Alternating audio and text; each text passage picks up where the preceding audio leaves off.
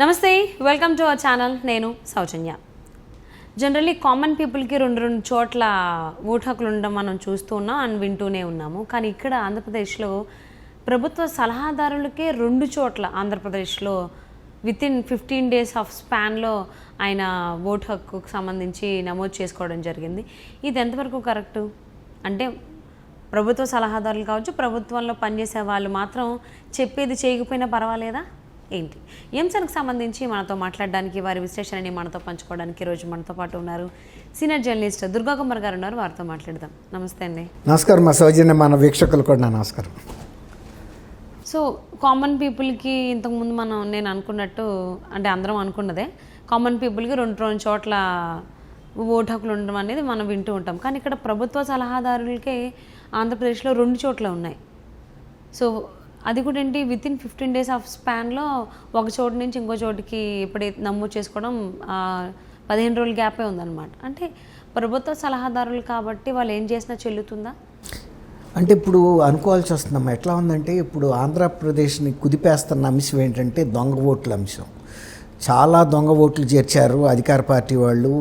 వాలంటీర్లని అడ్డం పెట్టుకుని ఒక్కొక్క నియోజకవర్గంలో 20,000, 30,000 కూడా ఒక శాసనసభ నియోజకవర్గంలో వాళ్ళకు అనుకూలంగా ఉండే వ్యక్తులకి బోగస్ ఓట్లు ఇవన్నీ కూడా చేర్చారనేది పెద్ద రచ్చ జరుగుతుంది. వీటి మీద స్థానిక తెలుగుదేశం ఎమ్మెల్యేలు కానీ, తెలుగుదేశం పార్టీ నాయకులు కానీ, ఎలక్షన్ ఆఫీసర్లకి ఫిర్యాదులు చేశారు. అది ఆధారాలతో చూపిస్తూ. అయినా కూడా వాళ్ళెవరు కూడా చర్య తీసుకోలే. తీసుకోకపోవడంతో దీన్ని వాళ్ళు ఏం చేశారంటే, మళ్ళీ రాష్ట్ర ఎలక్షన్ కమిషనర్లకి, ఎలక్షన్ అధికారులకి ఫిర్యాదు చేశారు. అక్కడ కూడా పెద్దగా చర్య తీసుకున్న పరిస్థితి లేదు. ఇవి ఇప్పుడు సుప్రీంకోర్టు వరకు కూడా వెళ్ళినాయి. అయితే కేంద్ర ఎన్నికల సంఘానికి కూడా వెళ్ళింది.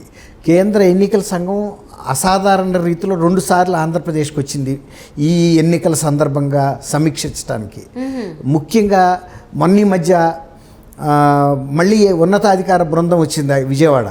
వచ్చి ఒక హోటల్లో వాళ్ళు మీటింగ్ పెట్టి ఎవరిని, జిల్లా కలెక్టర్ని, ఎస్పీలని పిలిపించి, ఇగో నియోజకవర్గాల్లో ఇన్ని దొంగ ఓట్లు ఉన్నట్టు, ఇగో ఇన్ని ఆధారాలతో సహా వచ్చినాయి, మిమ్మల్ని చర్య తీసుకోమని చెప్పినా కూడా మీరేమీ తీసుకోవటం లేదు. ఒకవేళ కనుక మీరు అధికార పక్షంతో మీకున్న మొహమాటం దృష్ట్యా తీసుకోవడానికి మీకేమన్నా ధైర్యం చాలకపోతే ఇప్పుడే మీరు సెలవు పెట్టి వెళ్ళిపోండి స్పష్టంగా చెప్పింది. అంతే తప్ప మీరు కనుక ఈ చర్య తీసుకోకపోతే మాత్రం రేపు ఎలక్షన్ నోటిఫికేషన్ వచ్చిన తర్వాత మేము అధికారికంగా మీ మీద క్రమశిక్షణ చర్యలు తీసుకుంటాం. అప్పుడు చాలా ఇబ్బందుల్లో పడతారు. అది చాలా సీరియస్ యాక్షన్ ఉంటుందమ్మా. ఎట్లా అంటే అది వాళ్ళ రికార్డులో అదే చెప్పబోతాను. అదే ఒక ఐఏఎస్ని కూడా ఆల్రెడీ అది రాజంపేట జిల్లా కలెక్టర్, అప్పుడు తిరుపతి లోక్సభ రిటర్నింగ్ అధికారిగా చేసిన వ్యక్తిని కూడా సస్పెండ్ చేశారు. ఎందువల్ల అంటే ఆయన టైంలో అన్ని ఫిర్యాదులు వచ్చినా కూడా ఆయన ఏమీ యాక్షన్ తీసుకోలే. బయట రాష్ట్రాల నుంచి ఈ బోగస్ కార్డులతో ఓట్లు వేయించడానికి మనుషులు తీసుకొచ్చారు. కార్డులు వేరే వాళ్ళ పేరు మీద ఉన్నాయి, వచ్చిన మనుషులు వేరు, వాళ్ళకి కార్డుకి సంబంధం కూడా లేదు. అట్లా తీసుకొచ్చి దొంగ ఓట్లు వేయించి వాళ్ళని అక్కడ కళ్యాణ మండపాల్లో పెట్టి బస్సుల్లో తీసుకొచ్చి మళ్ళీ పంపించేశారు డబ్బులు ఇచ్చి. ఈ విధంగా ఆ రోజున పనబాక లక్ష్మణ్ గారు తెలుగుదేశం అభ్యర్థి ఎంత మొత్తుకున్నా, ఎన్ని ఫిర్యాదులు చేసినా అవ్వలేదు. ఆఖరికి అది కేంద్ర ఎన్నికల సంఘానికి వెళ్ళి అవన్నీ రుజువులతో ఇప్పుడు బయటపడిన తర్వాత జిల్లా కలెక్టర్ గారి మీద చర్య తీసుకోవాలంటే 1-2 సార్లు కేంద్ర ఎన్నికల సంఘం కూడా ఆధారాలని గట్టిగా రుజువు చేసుకున్న తర్వాత చేస్తారు. ఇంకోటి ఏంటంటే, ఆ తర్వాత వెంటనే ఇంకొక వారం రోజుల తర్వాత 4 CAల మీద, ఇంకొక 4 పోలీస్ కానిస్టేబుల్స్, SI మీద క్రమశిక్షణ చర్య తీసుకున్నారు. వాళ్ళని ఒక 6గురిని అయితే సస్పెండ్ చేశారు. అందులో 2 ఇన్స్పెక్టర్లు ఉన్నారు. ఒక 2 ఇన్స్పెక్టర్లు వేకెన్సీ రిజర్వ్డ్ పోస్ట్ అని పనిష్మెంట్, అంటే సింపుల్ పనిష్మెంట్ లాగా వాళ్ళని పెట్టారు. వాళ్ళని ఏం చేస్తారంటే, ఆ DIG అమిరెడ్డి గారు, అంటే అది తిరుపతి రేంజ్ అనమాట, ఆ రేంజ్లో ఎవరైనా ఇన్స్పెక్టర్స్ లీవ్ మీద వెళ్ళినప్పుడు ఈ వేకెన్సీ రిజర్వ్డ్లో ఉన్న ఇన్స్పెక్టర్స్ని తాత్కాలికంగా అక్కడ విధుల నిర్వహణకు పంపిస్తారు. మళ్ళీ ఆ 10 రోజుల్లో వాళ్ళు ఆ ఇన్స్పెక్టర్లు రెగ్యులర్ వాళ్ళు జాయిన్ అయిన తర్వాత మళ్ళీ వీళ్ళని వేకెన్సీ రిజర్వ్లో పెడతారు. అది పెద్ద శిక్ష అనుకోవడానికి వీలు లేదు. వాళ్ళకి డ్యూటీలు వేస్తూ ఉంటారు, మధ్య మధ్యలో శాలరీలు ఇస్తూ ఉంటారు. కాబట్టి వాళ్ళ మీద ఎన్నికల నిర్వహణలో దొంగ ఓటర్లకు సహకరించారనే నేరం అంటే ఎలక్షన్ నేరానికి సంబంధించిన సెక్షన్లు అప్లై చేసి కనుక కేసు పెడితే అప్పుడు వీళ్ళకి శిక్ష పడే అవకాశం ఉంటుంది. ఓకే, అర్థమైందా? మీరు ఎన్నికల నిర్వహణకి ఏదైనా ఒక చట్టాలు ఉన్నాయి కదా, అది ఈ అధికారులు దొంగ ఓట్లు వేసిన వాళ్ళని ప్రోత్సహించి ఎట్లా వాళ్ళని స్టేషన్లకు తీసుకొచ్చి ఊరికే నామమాత్రంగా కాసేపు కూర్చోబెట్టి పంపించేశారు. వాళ్ళ దగ్గర ఉన్న ఆధార్ కార్డులు కానీ, వాళ్ళకి సంబంధించిన అడ్రస్సులు కానీ, వాళ్ళ పేర్లు కానీ, వాళ్ళ ఫోటోలు కానీ, ఏ విధమైన ఆధారాన్ని కూడా వాళ్ళు అక్కడ పొందుపరచాల. వాళ్ళ స్టేషన్లో దాదాపు 4 పోలీస్ స్టేషన్ల పరిధిలో జరిగింది హంగామా. ఇంకా కూడా కొన్నిసార్లు జరిగినాయి అన్నోటీస్డ్గా. ఇది అర్బన్ ఏరియాలో అనమాట. ఈ తిరుపతి ఈస్ట్, వెస్ట్, తర్వాత అలిపిరి ఇలాంటి పోలీస్ స్టేషన్లో. ఇప్పుడు ఆ ఇన్స్పెక్టర్లు ఎవరైతే ఈ కేసులు బుక్ చేస్తారో వాళ్ళు ఎలక్షన్ నిబంధనల్లో సెక్షన్లు కనుక కోట్ చేసి చేయాలి వాళ్ళ మీద.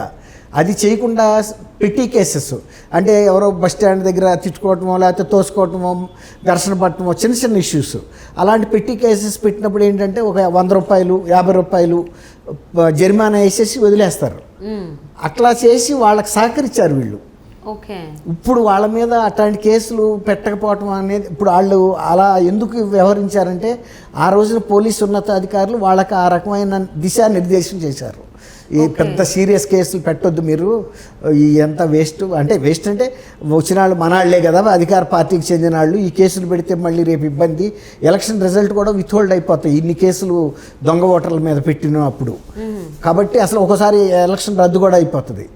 అందువల్ల ఆ రకంగా వాళ్ళకి సహకరించారు ఈ పోలీస్ అధికారులు.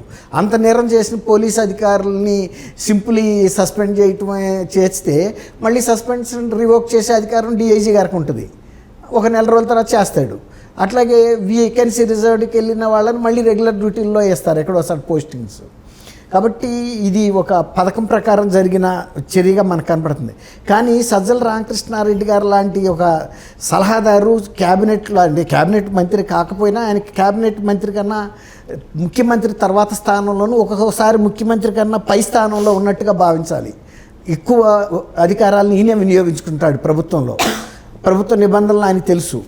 ఆయన కుటుంబ సభ్యులు మార్చి 13వ తారీఖున పొన్నూరు నియోజకవర్గంలో ఆయన భార్య, కుమారుడు, కోడలు ఫామ్ 60 సంతకాలు పెట్టి పంపించారు. ఫామ్ 6 పూర్తి చేసి పంపి ఓటర్లుగా పెట్టారు. అక్కడ ఎలాగో వాళ్ళకి డోర్ నెంబర్ కూడా లేదు, పలానా ఇంట్లో ఉన్నట్టు కూడా. డోర్ నెంబర్ లేకపోయినా కూడా వాళ్ళకి ఓటు కేటాయించేశారు పొన్నూరులో. మళ్ళీ అదే వ్యక్తులు 27, 10, 23వ తారీఖున మంగళగిరి నియోజకవర్గం, 2 పక్క నియోజకవర్గాలే. వాళ్ళు అసలు 13 ఏమో పొన్నూరులో అయితే 27 ఏమో అంటే దాదాపు 14 రోజులు 15 రోజుల వ్యవధిలో ఇక్కడ ఇచ్చారు. అదే ఫామ్ 6, అదే వ్యక్తులు, అదే సంతకాల్లో. ఇక్కడ కూడా డోర్ నెంబర్ లేకుండానే ఆయనకి ఓటు కేటాయించేశారు. ఇప్పుడు ఆ ఎన్నికల అధికారులు ఇప్పుడు రాష్ట్రంలో జరుగుతున్న దొంగ ఓట్ల ప్రహసనంలో ఇది కూడా ఒక భాగంగా ఉందంటే, ఇంత పెద్దవాళ్ళు కూడా చేరారంటే ఎవరైనా అనుమానించాల్సి వస్తుంది. అంటే ఇప్పుడు ఈ విషయం మనకి టీడీపీ నాయకులు దుల్లిపల్ల నరేంద్ర గారు చెప్పారు కదా, సో ఆయన సెక్షన్ 30 ప్రకారం కూడా యాక్షన్ తీసుకోమంటున్నారు కేంద్ర ఎన్నికల సంఘాన్ని. మరి తీసుకోవాలి. ఇప్పుడు చట్టానికి ఎవరు పెద్దవాళ్ళు కాదు కదమ్మా. ముఖ్యమంత్రి అయినా, ఒక సామాన్యుడైనా, ముఖ్యమంత్రి సలహాదారైనా ఒకటే. ఒక ఎలక్షన్ నేరం చేసినప్పుడు ఇప్పుడు అదే కదా మనం చెప్పేది. ఎలక్షన్ నేరం ఈ పోలీస్ అధికారులు కూడా చేశారు, దొంగ ఓటర్లని శిక్షించకుండా వదిలేసేసి.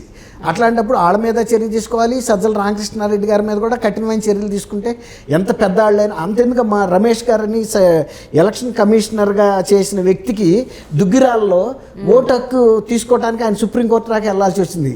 ఆ వ్యక్తికేమో జినియన్గా ఆయనకు పొలం ఉంది, ఇల్లు ఉంది.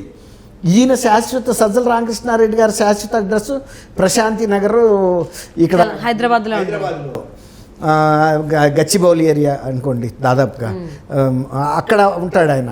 అలాంటప్పుడు ఆయనకేమో ఓటు హక్కు ఇచ్చారు. పోలీస్ కమిషనర్, అది ఎలక్షన్ కమిషనర్గా చేసిన ఒక ఐఏఎస్ అధికారి భూమి ఉంది, ఆయన పేరు మీద భూమి ఉంది, ఇల్లు ఉందని ప్రూఫ్లు చూపిస్తే ఇవ్వాల. దీన్ని బట్టి ఏం అర్థం చేసుకోవాలి? క్యాన్సిల్ చేశారు. ఆయన అక్కడికి వెళ్ళి తెచ్చుకున్నాడు, వేరే మాట. కానీ దీన్ని బట్టి ఏమర్థం చేసుకోవాలి? అధికార పక్షం వాళ్ళకు ఒక రకంగాను, అధికారులు ఐఏఎస్ అయినా ఐపీఎస్లు అయినా సరే వాళ్ళనేమో సెకండ్ గ్రేడ్ సిటిజన్స్గా ట్రీట్ చేశారు. దీన్ని ఒక క్లాసిక్ ఎగ్జాంపుల్గా తీసుకుని కేంద్ర ఎన్నికల సంఘం కనుక క్రమశిక్షణ చర్యలు తీసుకుంటే ఎన్నికల నియమావళిని ఉల్లంఘించినందుకు అది కేంద్ర ఎన్నికల సంఘానికి దమ్ముందని అనుకోవటానికి వీలుంటుంది.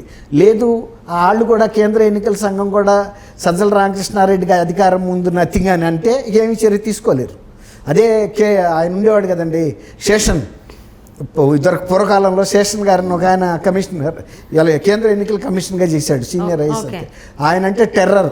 అలాంటి కమిషనర్లు ఉంటే ఇలాంటి వాళ్ళ మీద చర్యలు తీసుకోగలిగేవాళ్ళు. ఆయన అంతా ఉన్నారు కాబట్టి డిసిప్లిన్ గా ఇప్పుడు దాకా మాట్లాడుతున్నారా లేరా ఇప్పుడు ఆయన లేడు, చనిపోయారు. ఆయన పేరు ఇప్పటికీ మనం మాట్లాడకుండా మీ ద్వారా మాకు తెలుస్తోంది. ఇప్పుడు అలాంటి శక్తివంతమైన స్ట్రిక్ట్ ఆఫీసర్లు కమిషనర్గా ఉండారని మనం అనుకోలేము. కేంద్ర ఎన్నికల సంఘంలో కావచ్చు, రాష్ట్ర ఎన్నికల సంఘంలో ఉన్నారా వీళ్ళైనా తీసుకోవచ్చు, కేంద్ర ఎన్నికల సంఘమే తీసుకోకర్లా.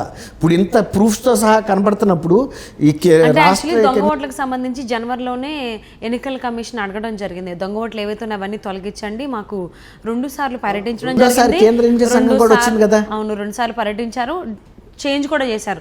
జనవరి 5 తారీఖు ఇవ్వాల్సింది జనవరి 22 వరకు పోస్ట్ పోన్ చేశారు, 27 వరకు. సో అయినా కానీ ఇంకా ఇప్పటికీ ఇంకొక వారం జస్ట్ టైం పీరియడ్ ఇచ్చిన ఒక 10-15 రోజుల్లోనే మళ్ళీ దొంగ ఓట్లకు సంబంధించి క్లియర్ కట్గా దూలిపల్లి నరేంద్ర గారు చూపించడం, అది కూడా సజ్జల రామకృష్ణ గారికి 2 ఓట్లు, పొన్నూరు నుంచి మళ్ళీ మంగళగిరిలో 2 చోట్ల. దీనిపై మరి ఎన్నికల కమిషన్ ఏ విధంగా విచారణ చేపట్టి చర్యలు తీసుకుంటుందని వేచి చూద్దామండి. Thank you so much for spending your valuable time with us, Durga Kumar garu. Thank you అమ్మా. సౌజన్య వీక్షకులు కూడా నమస్కారం.